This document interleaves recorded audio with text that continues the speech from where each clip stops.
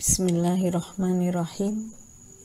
Assalamualaikum warahmatullahi wabarakatuh. Anak-anak semua, jumpa lagi dengan materi bimbingan konseling. Semoga kalian senantiasa dalam lindungan Allah Subhanahu wa Ta'ala, selalu sehat walafiat, menjadi anak yang soleh dan solehah. Allahumma amin ya robbal alamin. Awali pembelajaran kita hari ini dengan bacaan Bismillahirrahmanirrahim.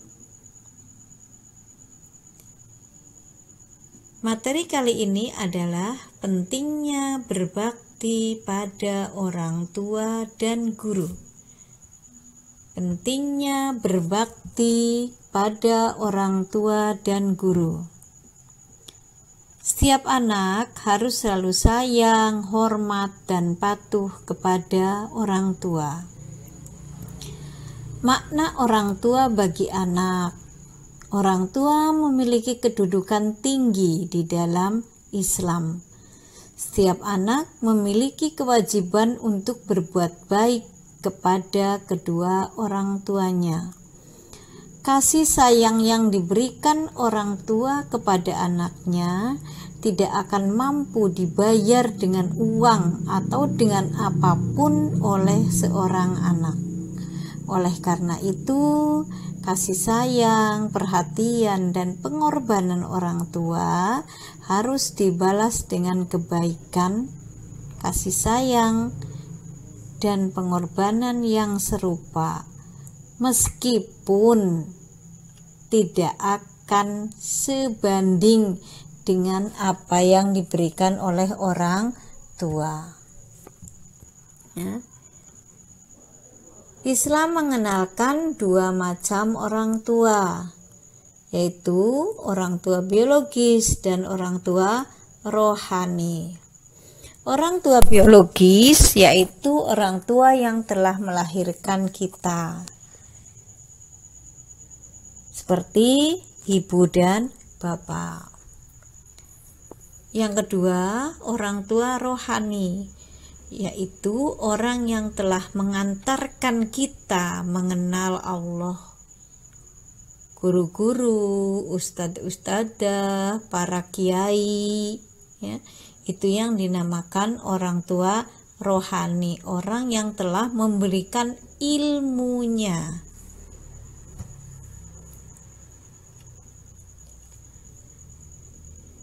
Kewajiban berbakti kepada orang tua. Berbakti dan berbuat baik kepada orang tua, mengasihi, menyayangi, menghormati, mendoakan, taat dan patuh apa yang mereka perintahkan, termasuk hal yang mereka sukai, adalah kewajiban yang harus dilakukan setiap anak. Patuh di sini selama orang tua tidak melanggar aturan agama. Perilaku tersebut di dalam Islam dinamakan birrul walidain. Ridho Allah ada pada ridho orang tua. Murka Allah ada pada murka orang tua. Jadi sebagai anak harus semoga jadilah anak-anak yang birrul walidain. Keutamaan berbakti kepada orang tua. Islam menempatkan kedudukan orang tua pada tempat yang terhormat di dalam Al-Quran. Ya.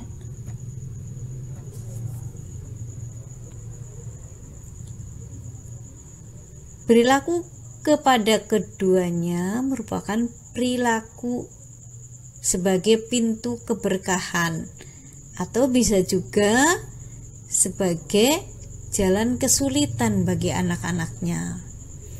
Jika seorang anak berbakti dan memperlakukan dengan sebaik-baiknya sebagaimana Allah perintahkan, Allah akan memberi keberkahan hidup kepada anaknya tersebut. Tetapi sebaliknya, jika anak-anaknya tersebut durhaka kepada orang tuanya, maka Allah pun tak akan segan menyulitkan jalan hidup anaknya itu. Jadi tergantung bagaimana anak bersikap terhadap orang tua. Rasulullah SAW menegaskan dalam sabdanya, jika anak berbakti kepada orang tua, maka dapat menghapus dosa besar. Juga dipanjangkan usia dan dilimpahkan rezeki. Akan mendapat bakti yang sama dari anak-anaknya. Juga akan dimasukkan ke dalam surganya Allah, insya Allah. Bagaimana cara berbakti terhadap orang tua? Yang mungkin dapat kita lakukan, lemah lembut dalam bertutur kata kepada orang tua. Tutur kata atau ucapan yang keluar dari mulut kita terkadang secara tidak sadar telah menyakiti orang tua kita.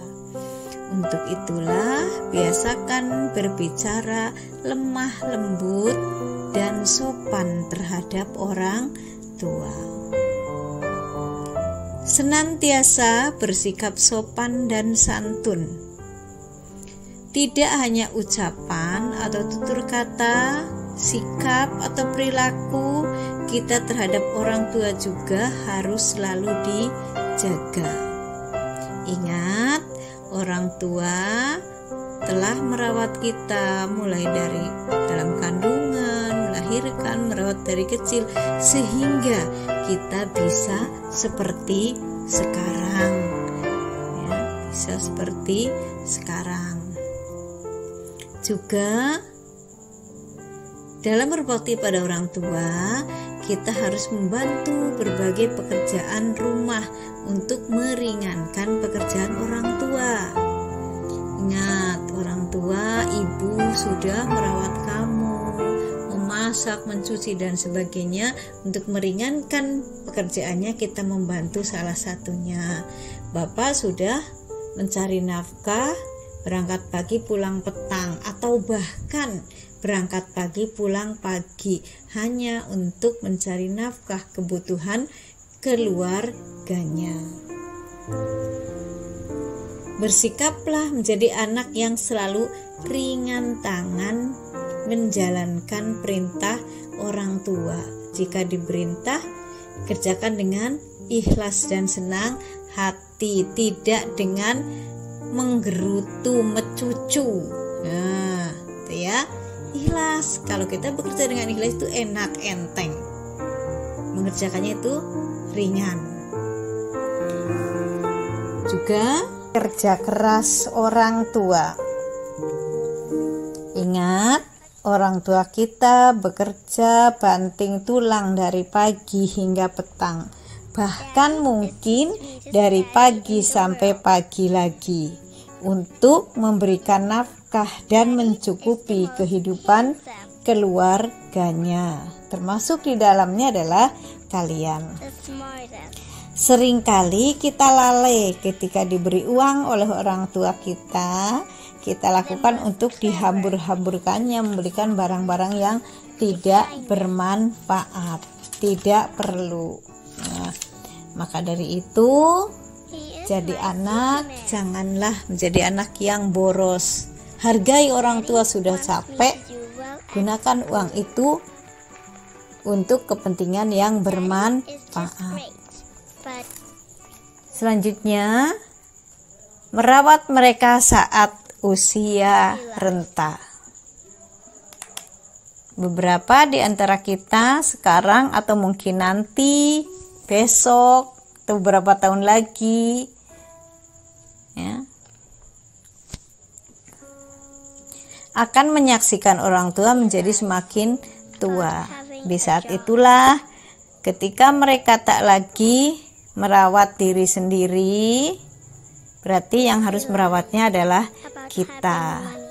Seperti merawat, memberi nafkah, menyiapkan makan dan sebagainya.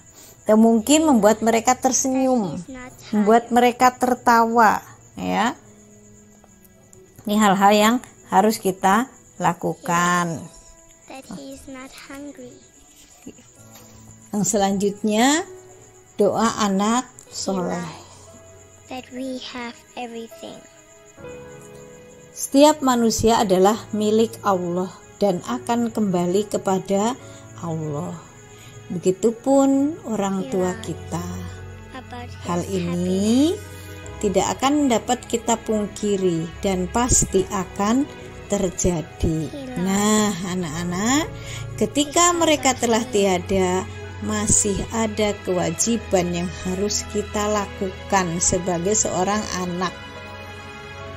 Makanya, jadilah anak soleh yang selalu mendoakan orang tua.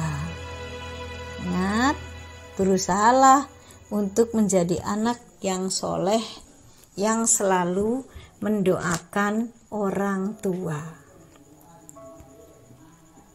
Yang selanjutnya, hormati dan patuhi guru. Guru adalah orang yang memberikan pengetahuan sekaligus pendidikan akhlak terhadap murid-muridnya. Ia mengajari membaca, berhitung, berpikir, dan sebagainya. Guru juga mengajarkan nilai-nilai akhlak yang tinggi kepada muridnya. Juga memberikan bimbingan saat di luar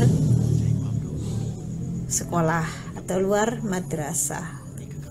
Setiap guru pastinya mengajarkan kebaikan. Kebaikan yang mungkin tidak didapatkan oleh seorang anak dari orang tuanya di rumah, atau ilmu yang tidak didapatkan dari orang tuanya di rumah. Mungkin ada ilmu Al-Quran yang mungkin orang tuanya belum bisa, makanya diserahkan pada gurunya, diserahkan pada kiai. Atau mungkin ilmu matematika di sekolah yang mungkin di rumah ibunya belum bisa atau mungkin sudah lupa sehingga diserahkan pada gurunya. Tanpa pendidikan mungkin kita tidak mengetahui apa yang tersembunyi di alam raya ini. Tanpa bimbingannya pula bisa jadi kita tidak bisa membedakan mana yang benar maupun yang salah. Jasa guru dalam mendidik dan mencerdaskan muridnya tidak dapat diukur dari materi. Berkat jasa guru, kita menjadi terpelajar.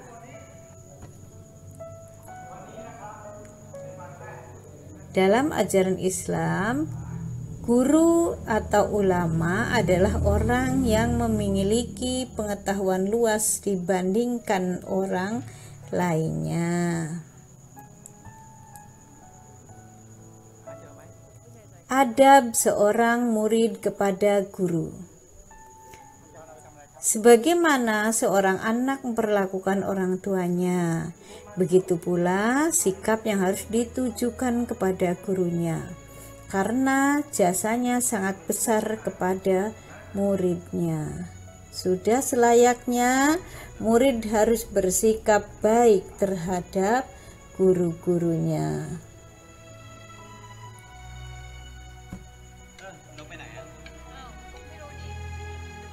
Adab murid kepada guru antara lain, hendaklah merendahkan diri di hadapan guru, ya. Sama seperti ketika kamu berhadapan dengan orang tua, suaranya jangan lebih tinggi dari gurunya. tidak keluar sebelum mendapat izin dari guru. Jika kamu sedang belajar di kelas, ya, tidak keluar kelas sebelum mendapat izin dari gurunya. Hendaklah memandang guru dengan rasa hormat dan takdim dengan meyakini gurunya memiliki kelebihan. Hendaklah duduk dengan sopan dan tenang saat guru menerangkan. Hendaklah duduk dengan sopan dan tenang saat guru menerangkan. Patuh terhadap perkataan dan perintahnya, selama tidak melanggar aturan agama. Hendaklah tidak berjalan-jalan. Duduk jika akan memulai perkataan dan minta izin terlebih dahulu.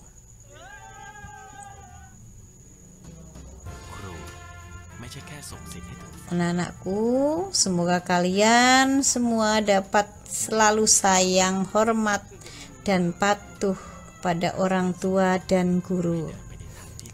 Ya, jangan pernah melawan orang tua di rumah dan guru kalian semuanya. Ya, tidak ada mantan orang tua dan tidak ada juga mantan guru. Tetap gurumu orang tuamu. Nah, semoga ini bermanfaat bagi kalian semuanya, dan semoga kalian semuanya menjadi anak yang soleh dan solehah yang selalu mendoakan orang tua. Allahumma amin ya rabbal alamin. Mungkin itu yang dapat Ibu sampaikan, semoga bermanfaat. Alhamdulillahirabbil alamin. Wassalamualaikum warahmatullahi wabarakatuh.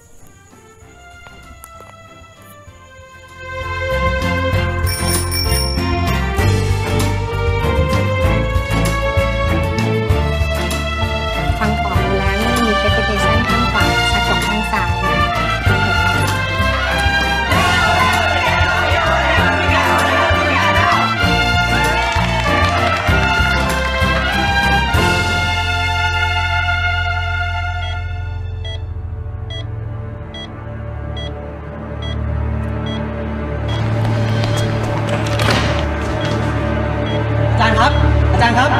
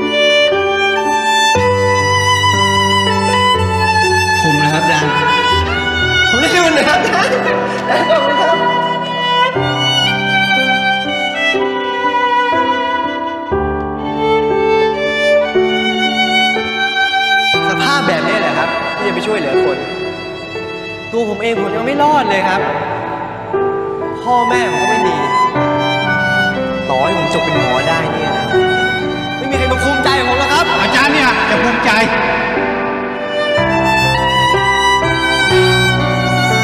มึงว่าอะไรวะ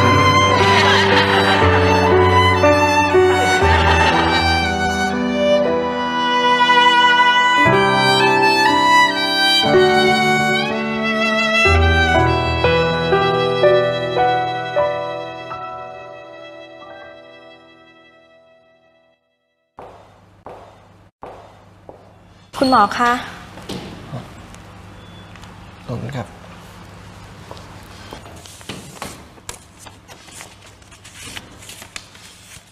นบเมื่อจดหมายฉบับนี้ถึงมือนบครูคงจากไปแล้วและนั่นทำให้ครูบอกนบได้ว่าที่แรกที่คนตายจะเดินทางไปถึงคือการได้เข้าไปอยู่ในความทรงจำของใครสักคนแต่จะเป็นความทรงจำที่ดีหรือไม่ ขึ้นกับสิ่งที่เราปฏิบัติกับคนคนนั้นขณะที่มีชีวิตอยู่ตลอดชีวิตมักจะมีคนถามว่าครูเรียนหมอแต่ทำไมมาเป็นครูจริงๆอาชีพครูกับหมอน่ะเหมือนกันอยู่อย่างหนึ่งคือใช้ความรู้ที่มีอยู่รักษาผู้อื่นครูรักษาด้วยการให้สติปัญญาส่วนหมอก็รักษาด้วยการแพทย์เมื่อเห็นคนที่เรารักษาดีขึ้นเราก็มีความสุขไปด้วยนี่เป็นเหตุผลที่ครูเป็นครูมาตลอดชีวิตและแม้ไม่มีลมหายใจ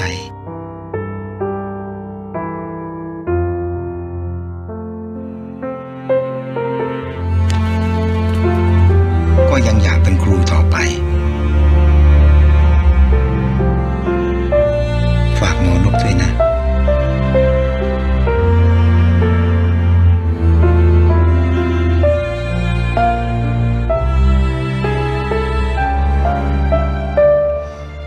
ทำความเคารพอาจารย์ใหญ่ครับ